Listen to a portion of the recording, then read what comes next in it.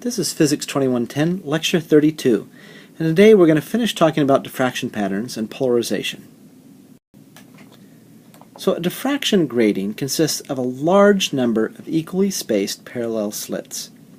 A typical grating contains several thousand lines per centimeter. The intensity of the pattern on the screen is the result of the combined effects for interference and diffraction. So each slit produces diffraction, and the diffracted beams interfere with each other to form the final pattern. A transmission grating can be made by cutting parallel grooves on a glass plate. The spaces between the grooves are transparent to the light and also act as separate slits. A reflection grating can be made by cutting parallel grooves on the surface of a reflective material. The reflection from the spaces between the grooves is then specular. The reflection from the grooves is diffuse.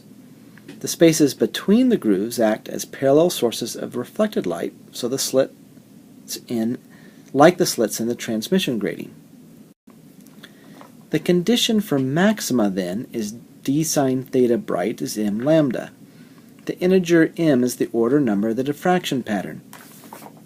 If the incident radiation contains several wavelengths, each wavelength deviates through a specific angle.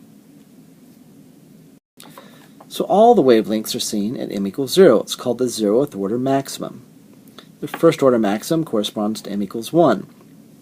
And note that the sharpness of the bright principal maxima and the broad range of the dark areas. So characteristics of the intensity pattern are sharp peaks and contrast to the broad, bright fringes characteristic of the two-slit interference pattern. Because the principal maxima are so sharp, they are much brighter than the two-slit interference patterns. We can use a diffraction grating in a spectrometer. So I have light from some source coming through a slit, and it's collimated by a lens, and it's incident on the grating. The diffracted light leaves the grating, and we use a telescope or a tube to view the image. The wavelength of this light can be very precisely measured by measuring the angle between the central maximum and where I see the first order maximum. So, as we see here in this picture, this person is looking at the central order maximum. If he were to move over here, he would not see the red light at all, but eventually as he moved over to just the right angle, he would see the red light again. And then he could move over and see the red light again. And from these angles that he measures on the table, he could very precisely measure the wavelength of light. Now, we can use these ideas to create something called a grating light valve. A grating light valve is a silicon microchip fitted with an array of parallel silicon nitrate ribbons coated with a thin layer of aluminum.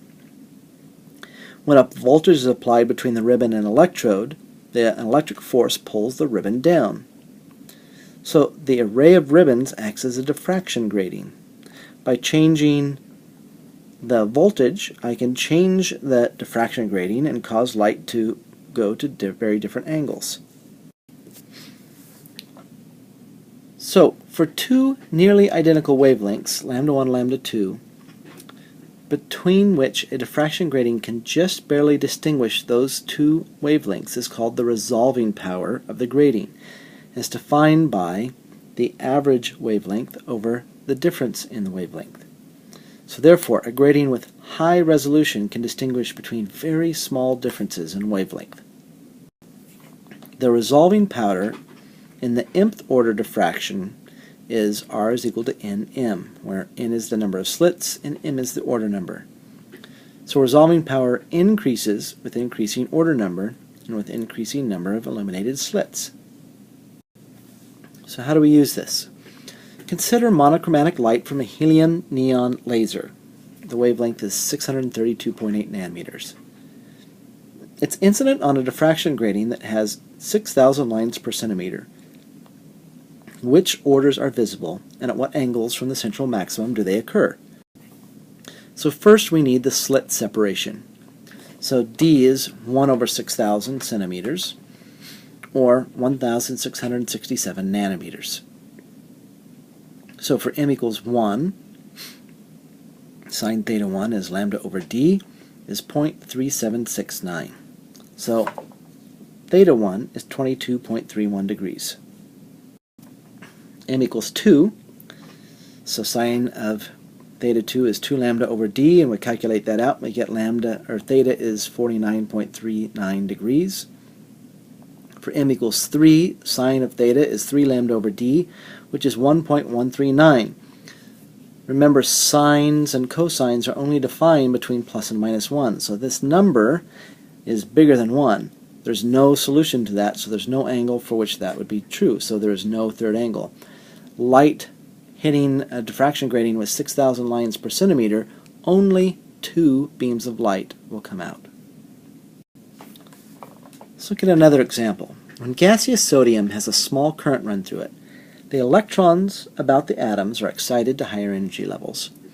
As they relax back to the ground state, they emit photons. For sodium, 2 strong spectral lines have wavelengths of 589 nanometers and 589.59 nanometers. What resolving power must a grating have to distinguish between the lines? And how many slits in a grating must be illuminated to resolve the second-order spectrum? First, what's the resolving power that we must have? So it's the average wavelength over the difference. So the average wavelength over the difference, we can calculate that out. The resolving power is 999. So how many slits must be illuminated? We know R is m times n, so the number of slits is the resolving power over the order number we want. So 999 over 2 means 500 slits must be illuminated. Now, one of the things that really changed the way we look at solids was when we figured out that X-rays could be diffracted by crystals. So X-rays are just electromagnetic waves that have a very short wavelength. A scientist by the name of Max von Laue suggested that the regular array of atoms in a crystal could act as a three-dimensional diffraction grating for X-rays.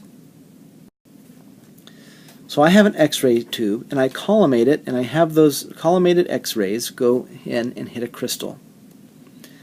The diffracted beams are very intense in certain directions, and it corresponds to constructive interference from the waves reflected from all the layers of atoms in the crystal.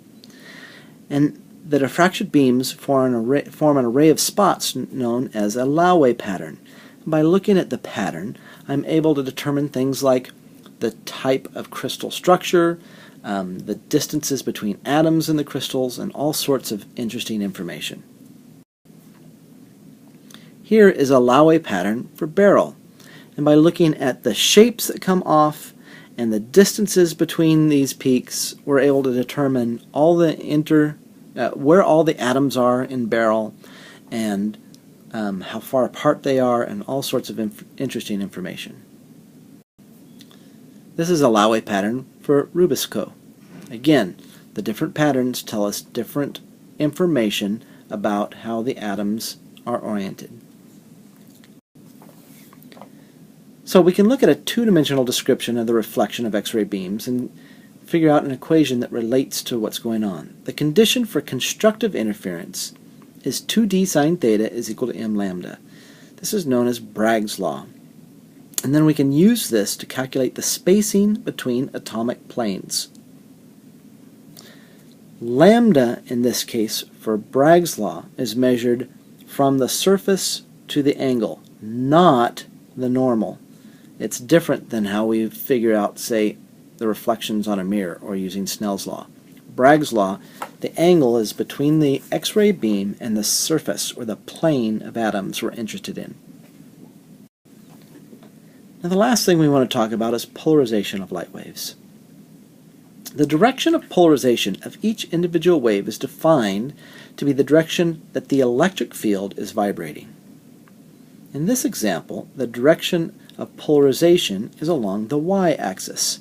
So the electric field is along the y-axis, magnetic field along the z-axis. We're propagating in the x direction. Now, unpolarized light means that all directions of vibration from a wave source are possible, and the resultant EM wave is a superposition of the waves vibrating in many different directions. It's unpolarized. The area arrows here just show a few of the possible directions of the waves in the beam. This is not the direction that the wave is traveling. We can imagine it's coming straight out of the screen at us. The electric field is vibrating in different directions, and it could be any direction for unpolarized light. Now, a wave is said to be linearly polarized if the resultant electric field vibrates in the same direction at all times at a particular point. The plane formed by E in the direction of propagation is called the plane of polarization of the wave. Now, it is possible to obtain a linearly polarized beam from an unpolarized beam by removing all waves from the beam except those whose electric field vectors oscillate in a single plane. There are several different ways we can do this. There's some materials that absorb light of certain polarization and let it go through in different polarization. Call that selective absorption. When light reflects off surfaces, it can become polarized. Certain materials, when you shine light through it, have two indices of refraction. We call it double refraction, and that can cause polarization of light. And light scattering off of something can also become polarized. So, selective absorption. We have a material called a polarizer. And it has light that comes through here of all different directions. It's unpolarized. When it comes through there, there's a transmission axis on the polarizer that only lets electric field come through one direction.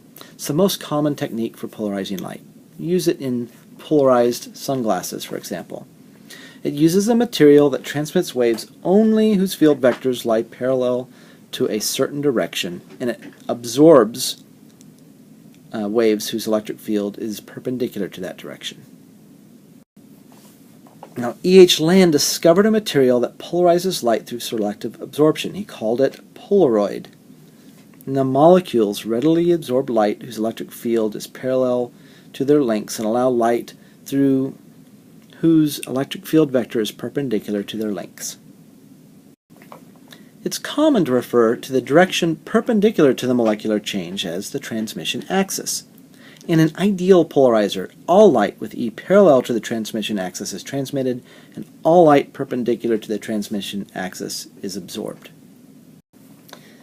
The intensity of the polarized beam transmitted through a second polarizing sheet, which we'll call the analyzer, varies as the cosine of the angle between their transmission axes. So I is equal to I max cosine squared theta. I naught is the intensity of the polarized wave incident on the analyzer. This is known as Malus's law and applies to any two polarizing materials whose transmission axes are at an angle of theta to each other. So the intensity of the transmitted beam is at a maximum when the transmission axes are parallel. So theta is 0 or 180 degrees. The intensity is 0 when they're perpendicular to each other, and it causes complete absorption.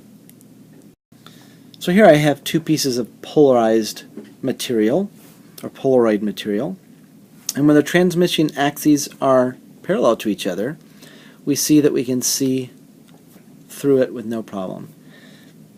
As we turn one of them, we block more and more light until when they are perpendicular to each other, absolutely no light comes through the two Polaroids. Now, when an unpolarized light beam is reflected from a surface, the reflected light could be completely, partly, or unpolarized. It depends on the angle of incidence. If the angle is 0, it's hitting it straight on, the reflected beam is unpolarized. At other angles, there's some degree of polarization, but for one particular angle, the beam is completely polarized. The angle of incidence for which the reflected beam is completely polarized is called the polarizing angle, theta sub p. And Brewster's law relates the polarizing angle to the index of refraction of the material. N is equal to sine theta p over cosine theta p, or tangent theta p. So sometimes theta p is called Brewster's angle. This is one way of determining the index of refraction of a material that is not transparent, and I can't use Snell's law. So unpolarized light is incident on the reflecting surface. So I have some light beams here, some coming in and out, and they come and they hit the reflecting surface. The reflected beam is partially polarized. I get some of both directions. And the refracted beam is also partly polarized. However, if I'm right at Brewster's angle, the unpolarized light comes and hits. The reflected beam is completely polarized, and the refracted beam is perpendicular at that point to the reflected beam. The angle of incidence in this case is called Brewster's angle. And double refraction is when certain crystalline structures, the speed of light is not the same in all directions, and such materials are characterized by two indices of refraction. They're called double refracting or birefringent materials. Here, if we look at this graph paper through this piece of calcite, we see that there's two images forming as the light, as it goes, is refracted through the materials, actually bent in two different directions, and I see two different images. So unpolarized light splits into two plane polarized rays. The two rays are mutually perpendicular. So unpolarized light comes into the calcite. Light of one polarization travels on this path. Call that the E ray. And light of a different polarization takes a different path as it's bent more or less at the surface. The ordinary or O ray is characterized by an index of refraction N sub O. That's the same in all directions. The second ray is called the extraordinary, or E ray, which travels at different speeds in different directions. And it's characterized by an index of refraction N sub E that varies with the direction you're going through the crystal. There's one direction called the optic axis, along which the ordinary and extraordinary rays have the same speed, and then the indices of refraction are the same. The difference in speeds for the two rays is at a maximum in a direction perpendicular to the optic axis. So this table shows some different materials that are birefringent. Calcite has two very different indices of refraction, and so as we look through it, we actually can see two images resolved very well. But quartz also does. Sodium nitrate and sulfate, zinc chloride and zinc sulfide are all birefringent materials. Finally, some materials become birefringent when stressed. So when a material is stressed, we can get a series of light and dark bands. The light bands correspond to areas of greatest stress. In optical stress analysis, we can use plastic models to test for regions of potential weaknesses. So if I build this material, say this structure with flying buttresses and arches, we see places where there's a lot of stress just by looking at the light coming from the material. So when light is incident on any material, the electrons in the material can absorb and re-radiate part of the light. This process is called scattering. One example of scattering is the sunlight reaching an observer on Earth being partially polarized. So as unpolarized light from the sun comes in, the horizontal part of the electric field vector in the incident wave causes charges to vibrate horizontally. The vertical part of the vector simultaneously causes them to vibrate vertically. So if an observer looks straight up, he sees that light is completely polarized in the horizontal direction. Short wavelengths, or blue light, are scattered more efficiently than long wavelengths, or red light. So when sunlight is scattered by gas molecules in the air, the blue is scattered more intensely than the red. Therefore, when you look up, you see blue. However, at sunrise and sunset, much of the blue is scattered away, leaving the light coming directly at you at the red end of the spectrum. So to review what we talked about today, we talked about diffraction gratings and how they work. We introduced Laue patterns, a three-dimensional diffraction grating for X-rays. And finally, we talked about polarization of light. This concludes today, and it's also the last lecture in the course.